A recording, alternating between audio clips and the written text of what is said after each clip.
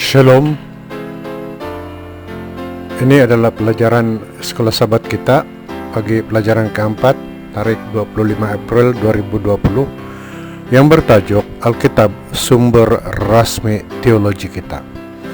Jika kita ingin hidup hanya dengan kitab suci, pemahaman kita terhadap kitab suci secara signifikan dibentuk dan dipengaruhi oleh beberapa faktor, yaitu tradisi yang kita amalkan dan bertumbuh bersama, cara kita dilatih untuk berpikir, dan bagaimana kita menggunakan akal kita dalam menjelaskan pelbagai hal, pengalaman kita dengan orang-orang dan ide tertentu, dan perkembangan budaya di sekitar kita. Priority kita yang diberikan kepada sumber atau kombinasi sumber manapun memiliki pengaruh signifikan terhadap teologi kita. Pada akhirnya, hal itu akan menentukan arah seluruh usaha teologi kita. Perbahasan kita tertumpu kepada tradisi, pengalaman, budaya, akal, dan Alkitab. Tradisi di dalam Kolose 2 ayat 8, hati-hatilah supaya jangan ada yang menawan kamu dengan filsafatnya yang kosong dan palsu menurut ajaran turun-temurun dan roh-roh dunia, tetapi tidak menurut Kristus.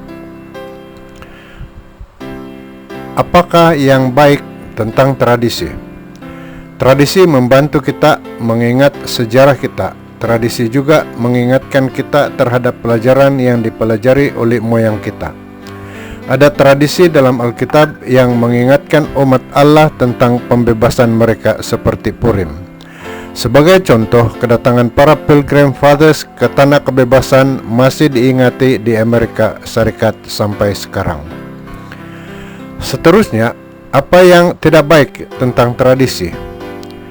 Tradisi boleh mengambil alih kebenaran dalam Alkitab, Markus 7 ayat 1 hingga 13.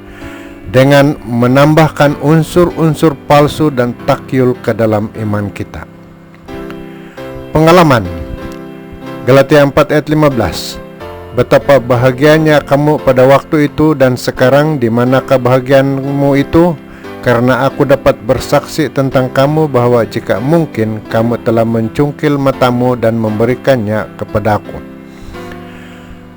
Soalan: apakah yang baik tentang pengalaman? Pengalaman kita dengan Allah membentuk pemahaman kita tentang Dia. Mengingati bagaimana Allah membantu kita dan mendorong kita di masa lalu menggerakkan kita maju ke hala tuju itu. Di sebaliknya, apakah perkara buruk tentang pengalaman? Tidak semua pengalaman itu baik. Terkadang hal-hal yang kita alami dan rasakan bukan datang dari Allah. Karena itu, mendasarkan iman atau doktrin kita dalam perasaan atau pengalaman tertentu yang bertentangan dengan Alkitab adalah sangat berbahaya. Budaya 1 Yohanes 2 ayat 16. Sebab semua yang ada di dalam dunia, yaitu keinginan daging dan keinginan mata serta keangkuhan hidup, bukanlah berasal dari Bapa, melainkan dari dunia. Soalan: apa yang baik tentang budaya? Di beberapa negara, budaya sangat dipengaruhi oleh Alkitab. Di kebanyakan negara lain, kita mungkin menemukan unsur budaya yang sesuai dengan ajaran Alkitab. Di sebaliknya, apakah yang tidak baik tentang budaya? Ada kemungkinan budaya yang kita anggap sesuatu yang baik adalah itu salah atau sebaliknya. Karena itu, setiap elemen budaya harus diuji dengan Alkitab, dan Alkitab harus berlaku. Kita mungkin memperbaiki budaya kita, tetapi tidak pernah mengubah Alkitab. Akal atau reason. Kami mematahkan setiap siasat orang yang merubuhkan setiap kubu yang dibangunkan oleh keangkuhan manusia untuk menentang pengenalan akan Allah. Kami menawan segala pikiran dan menaklukkannya kepada Kristus. 2 Korintus 10 ayat 5. Apakah yang baik tentang akal? Akal adalah pemberian dari Allah. Kita dapat menggunakannya untuk mencapai satu kesimpulan tentang apa yang benar dan diyakinkan tentang kebenaran. 2 Petrus 1 ayat 12, Yohanes 16 ayat 8. Akal membuat kita bijaksana jika akal tunduk kepada kehendak Allah. Amsal 9 ayat 10. Malah ibadah kita haruslah bersifat rasional. Roma 12 ayat 1, dan tidak hanya emosional. Sebaliknya, apakah yang buruk tentang akal? Sangat berbahaya untuk percaya bahwa kita dapat memahami semuanya hanya dengan menggunakan akal kita sendiri. Allah kadangkala bertindak dengan cara supernatural yang tidak dapat diterima oleh akal kita. Jika kita secara sistematik menolak mukjizat ini, maka kita mungkin boleh menjauhkan diri kita dari Dia yang ingin memberi kita keselamatan dan kehidupan yang kekal. Seterusnya, Alkitab. Yohanes 5 ayat 46 berkata, sebab jikalau kamu percaya kepada Musa, tentu kamu akan percaya juga kepadaku, sebab dia telah menulis tentang aku. Apakah baik tentang Alkitab? Di dalam Yohanes 5 ayat 39, Yesus mendorong kita untuk mempelajari dan mempercayai hanya Alkitab, ayat 46.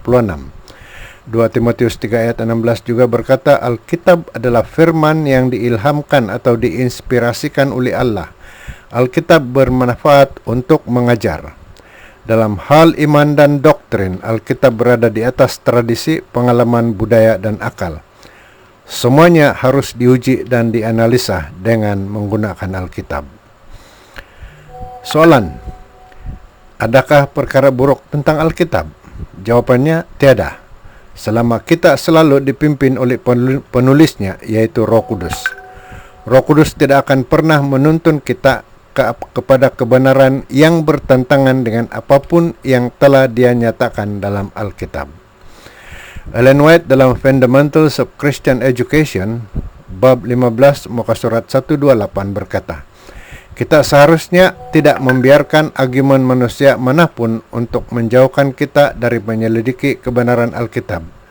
Pendapat dan amalan biasa manusia tidak boleh diterima sebagai otoriti ilahi.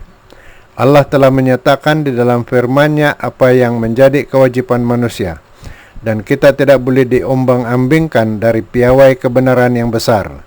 Dia mengutus anaknya yang tunggal untuk menjadi teladan kita dan meminta kita untuk mendengar dan mengikuti Dia. Shalom, Tuhan